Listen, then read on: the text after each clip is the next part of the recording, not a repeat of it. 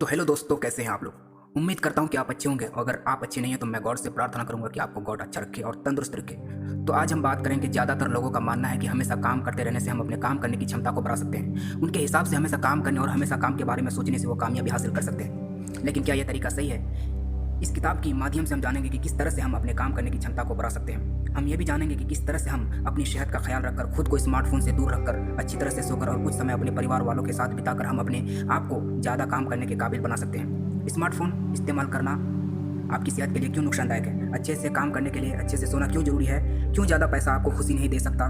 दोस्तों के साथ समय बिताने का क्या फ़ायदा है? तो ये आज हम बात करेंगे 4 रूल। पहला सबक, अपने स्मार्टफोन से दूरी बनाकर रखिए। आज के वक्त में अगर हमारा स्मार्टफोन हमारे पास ना रहे तो हमें बेचैनी सी महसूस होने लगती है। सोकर उठने के बाद हम सबसे पहला काम अपने स्मार्टफोन के नोटिफिकेशन देखने का करते हैं। लेकिन क्या आपको इससे होने वाले नुकसान के बारे में पता है? स्मार्टफोन इस्तेमाल करने का सबसे बड़ा नुकसान यह है कि हम खुद को समय नहीं दे पाते।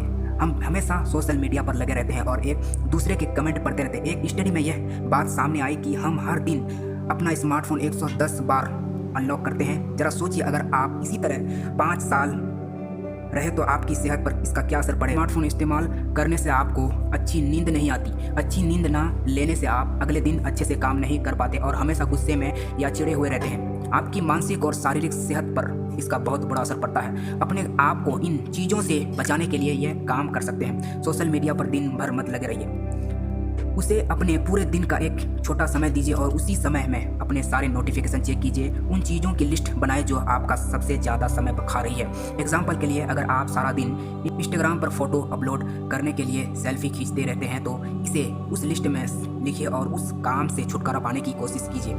ईमेल को भी अपने दिन का 1 या आधा घंटा दीजिए। सारा दिन ईमेल मत चेक कीजिए। अपने स्मार्टफोन से दूरी बना लेने से आप अपने काम को अच्छे से कर पाएंगे और अपने काम करने की क्षमता को बढ़ा पाएंगे। अगर आपको यह कुछ ज़्यादा मुश्किल लग रहा है तो आप अपने किसी दोस्त से या किसी अजनबी से बात कर सकते हैं। दूसरा सबक, नींद से समझौता करके आप अपने काम करने की क्षमता को नहीं बढ़ा सकते। नींद के ऊपर बहुत सारे एक्सपेरिमेंट किए गए हैं। आप चाहे तो उन एक्सपेरिमेंट्स के बारे में गूगल पर सर्च कर सकते हैं। इन एक्सपेरिमेंट को पढ़ने के बाद आप समझ जाएंगे कि नींद से समझौता कर आप कितनी बड़ी गलती कर रहे थे। एक रिसर्च में पता चला कि उच्च स्तरीय पेशेवर हर रोज 8 घंटे 36 मिनट की नींद लेता है। आपको कम से कम 8 घंटे सोना चाहिए। अगर आप यह सोचते हैं कि 1 घंटा कम सोकर आप 1 घंटा ज़्यादा काम कर सकते हैं तो आपका सोच एक तरह से सही है। आप 1 घंटा ज़्यादा काम तो करेंगे लेकिन उसका नतीजा आपको उतना ही मिलेगा जितना 1 घंटा कम काम करके मिला था। इसका मतलब है आपने अपना 1 घंटे को बेचकर उसके बदले परेशानी खरीद ली। आपका 2 तरफा नुकसान हुआ। कम सोने की वजह से आपके सोचने की क्षमता कम हो जाती है। इसका असर आपके काम पर दिखता है। अमेरिका को अच्छे से काम ना करने की वजह से 1 साल में $63 अरब का नुकसान होता है। अच्छे से सोने के लिए सबसे पहले अपने सोने से 90 मिनट पहले की हरकतों पर ध्यान दीजिए। आप सोने से 90 मिनट पहले जो भी काम करते हैं उसका असर आपकी नींद पर पड़ता है। ज़्यादातर लोग सोने से पहले अपने फ़ोन इस्तेमाल करते हैं। इससे उनके सोने की क्वालिटी पर असर पड़ता है। इसलिए सोने से 1 घंटे पहले अपने फ़ोन को दूर रखिए। अगर आप अपने काम पर अच्छे से ध्यान देना चाहते हैं तो आपको अपने सोने पर ध्यान देना चाहिए। खुशियों के पीछे भागना बंद कर दीजिए। हम में से हर कोई कामयाबी और पैसे के पीछे भाग रहे हैं, लेकिन हम कभी कभी ये भूल जाते हैं कि असल में हम खुशी, सुकून और प्यार के लिए जी रहे हैं। इन्हीं चीज़ों को हासिल करने के लिए हम रोज़ सुबह नौकरी पर या अपने काम पर जाते हैं। हम अपने काम में इतने व्यस्त हो जाते हैं जिससे हमें यह पता ही नहीं चलता कि कब हमने वो चीज़ें खो दी जिसे पाने के लिए हम घर से निकले थे। अगर आप वाकई ज़िंदगी की परेशानियों से तंग आकर खुशी पाना चाहते हैं तो आपको सबसे पहले एक मकसद तलाश करना होगा।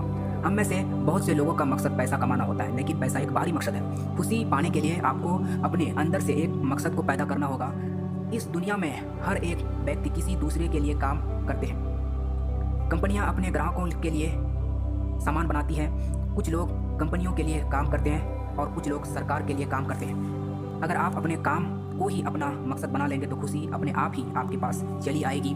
कामयाबी और पैसे बाहरी मकसद है। अगर आपकी ज़िंदगी का मकसद है कि आप अपने काम को अच्छे से करेंगे या फिर अपने किसी दोस्त की मदद करेंगे तो यह मकसद आपके अंदर से पैदा हुआ है। इस मकसद को पूरा करने के बाद आपको खुशी अपने आप ही मिल जाएगी। खुशियाँ ढूंढने से नहीं मिलती, वह हमारे अंदर ही कहीं छुप कर बैठी रहती हैं और हम उसे अपने अंदर खोजने के बजाय बाहर खोजते रह जाते हैं। चौथा सबक, अपनी सामाजिक ज़िंदगी को भी कुछ समय दें। हम लोग अपने काम में आज इतने व्यस्त हो गए हैं कि हम अपने परिवार या अपने दोस्तों को समय ही नहीं दे पा रहे हैं। अगर हम उन्हें समय भी दें तो हमें बाद में पछतावा होने लगता है कि हमने अपना समय बर्बाद कर दिया। लेकिन क्या आपको पता है कि सामाजिक ज़िंदगी को अच्छे से जीने से आपकी सेहत और आपके काम करने की क्षमता बढ़ सकती है। जब हम अपने दोस्तों के साथ होते हैं तो हमें बहुत अच्छा लगता है।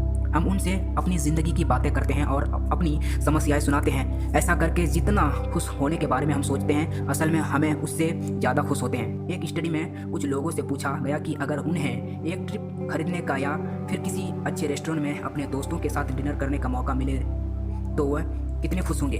ट्रिप जाने के बाद और रेस्टोरेंट में अपने दोस्तों के साथ डिनर करने के बाद पता चला कि वो लोग 106% ज़्यादा खुश थे। लेकिन यह ज़रूरी है कि आप अपने दोस्त सोच समझ कर चुनें।